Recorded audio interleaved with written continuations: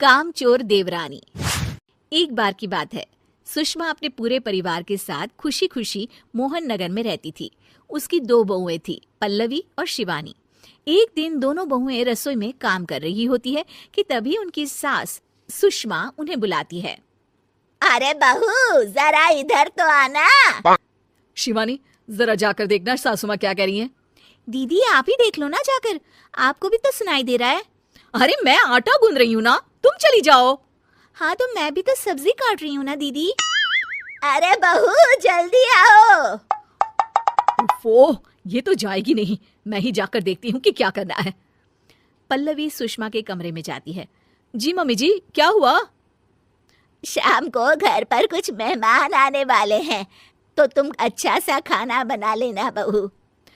ठीक है मम्मी जी, आप बता दीजिए क्या क्या बनाना है और कितने लोग आ रहे हैं। सुनील की मौसी जी और उनका पूरा परिवार आ रहा है। कुल मिलाकर 3 लोग और हमें मिलाकर हुए 9 लोग। तो अभी से ही तैयारी करना शुरू कर दो। और हाँ, घर की सफाई भी कर देना, हाँ अच्छे से। जी मम्मी जी, सब काम हो जाएगा, आप चिंता मत कीजिए। पल्लवी शिवानी को घर में मेहमान आने वाले हैं इसके बारे में बताती है। क्या 9 लोगों का खाना बनाना होगा, घर की सफाई करनी है? बाप रे, सासू माँ ने तो हमें घर की नौकरानी ही समझ कर रखा है। ऐसा नहीं बोलते शिवानी, हम इस घर की बहू हैं और घर के काम करना हमारा फर्ज है। दीदी तो है ही सासू माँ की चमची, जब देखो सासू माँ सासू माँ। मैं तो इतना सारा काम नहीं करने वाली। शिवानी कपड़े लेकर गमला साफ कर रही होती है और चक्कर आने का नाटक करने लगती है। मेरा सर चकरा रहा है। तभी वहां पल्लवी और सासू माँ जाते हैं। अरे बहू, क्या हो गया तुम्हें? मम्मी जी, बहुत तेज सर में दर्द हो रहा है। तुम एक काम करो शिवानी, आराम कर लो। नहीं नहीं दीदी, घर में मेहमान आने वाले हैं, मुझे आपकी मदद करनी चाहिए। अरे कोई बात नहीं शिवानी, तुम आराम कर लो, मैं सब काम कर लूंगी।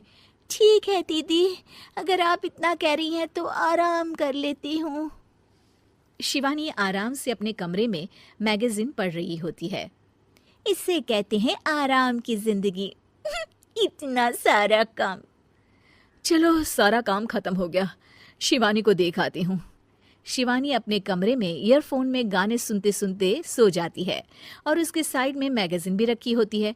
पल्लवी वहां आ जाती है और वो सब देखती है।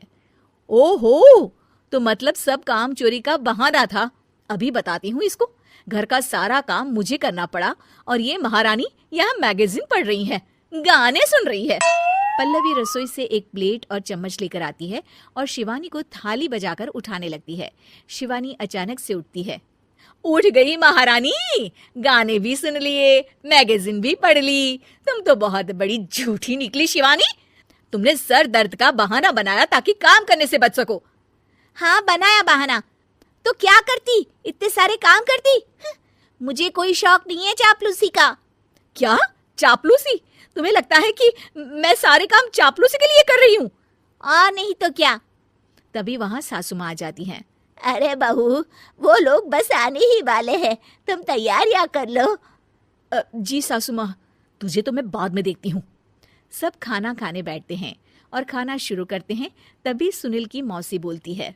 वाह भाई वाह, खाना तो बहुत ही अच्छा बना है सुषमा जी, एक एक चीज में क्या स्वाद है।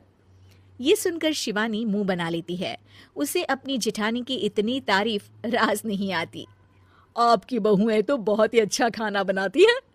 हाँ, बनाती तो दोनों ही अच्छा है, पर आज ना ये सारा खाना बड़ी बहू ने बनाया है। छोटी बहू की तबीयत ठीक नहीं थी, सो इसलिए। मानना पड़ेगा सुषमा जी, आपकी बड़ी बहू तो बहुत ही गुणवान है। पल्लवी की तारीफ सुनकर शिवानी को जलन होती है। पल्लवी ये सुनकर खुश हो जाती है और शिवानी की तरफ देखकर उसे चिढ़ाती है। कुछ देर बाद मेहमानों के जाने का वक्त हो जाता है।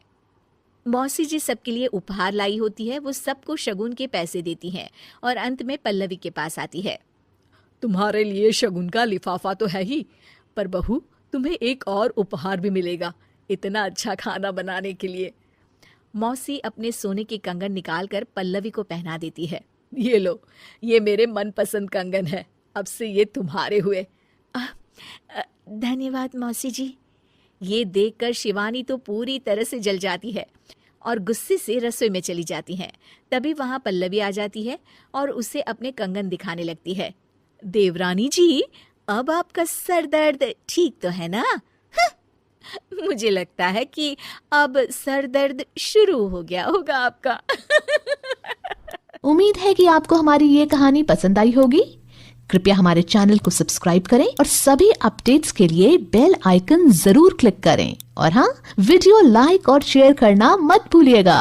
Bye bye.